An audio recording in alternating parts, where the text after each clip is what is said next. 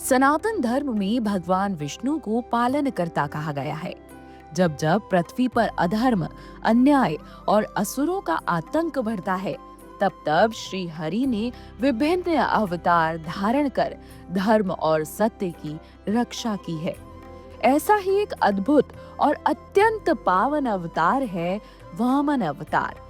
इस अवतार का स्मरण विशेष रूप से भाद्रपद मास के शुक्ल पक्ष की द्वादशी तिथि को किया जाता है, जिसे वामन द्वादशी या वामन जयंती भी कहते हैं। ये कथा है वामन अवतार की। एक समय की बात है, असुरों के महान राजा बलि ने अपने पराक्रम और बल से तीनों लोकों पर अधिकार कर लिया। राजा बलि ने देवराज इंद्र को पराजित कर स्वर्गलोक को भी अपने अधीन कर लिया।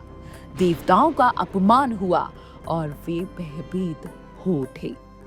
देवताओं की यह दशा देखकर उनकी माता अदिति अत्यंत दुखी हुई। अपने पुत्रों के कल्याण हेतु वे तपस्या करने लगी और परमात्मा श्री हरि विष्णु को प्रसन्न करने का संकल्प लिया। कठोर तपस्या से प्रसन्न होकर भगवान विष्णु प्रकट हुए और बोले, देवी, तुम्हारी भक्ति और व्रत से मैं संतुष्ट हूँ। अब मैं स्वयं तुम्हारे गर्भ से जन्म लेकर तुम्हारे पुत्रों के रूप में प्रकट हो जाऊंगा और असुर राज बलि से देवताओं को मुक्ति दिलाऊंगा। समय आने पर अदिति के गर्भ से भगवान ने वामन नामक ब्रह्मचारी बालक के रूप में अवतार लिया। उनका रूप अत्यंत तेजस्वी, सुंदर और मोहक था। उनका लघु रूप देखकर ऋषि मुनि और देवता बेहद आनंदित हो उठे। उधर दैत्यराज बलि अपने सामर्थ्य से और अधिक शक्तिशाली बनने के लिए अश्वमेघ यज्ञ कर रहा था।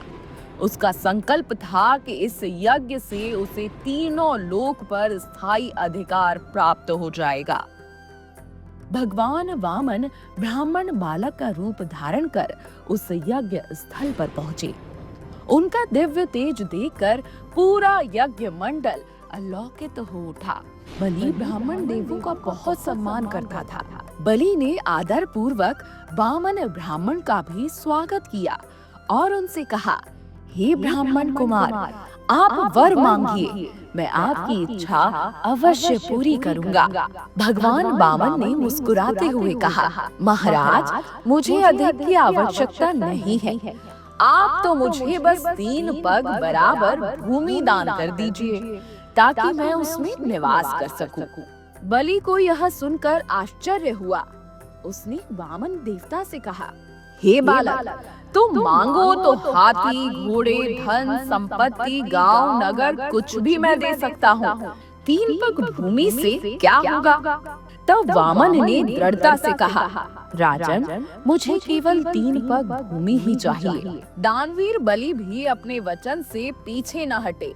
उसने हाथ में जल लेकर वचन दिया और संकल्प पूरा किया। जैसे ही संकल्प पूरा हुआ, छोटा ब्रह्मचारी वामन विराट रूप में बदल गया।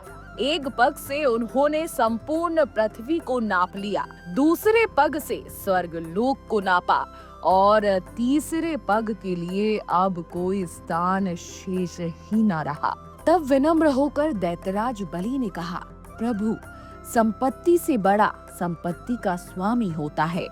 अब मेरे पास कुछ नहीं बचा, आप तीसरा पग मेरे शीश पर रख दीजिए। भगवान वामन ने प्रसन्न होकर ऐसा ही किया और बलि का मस्तक अपने पग से दबाकर उसे पाताल लोक का अधिपति बना दिया।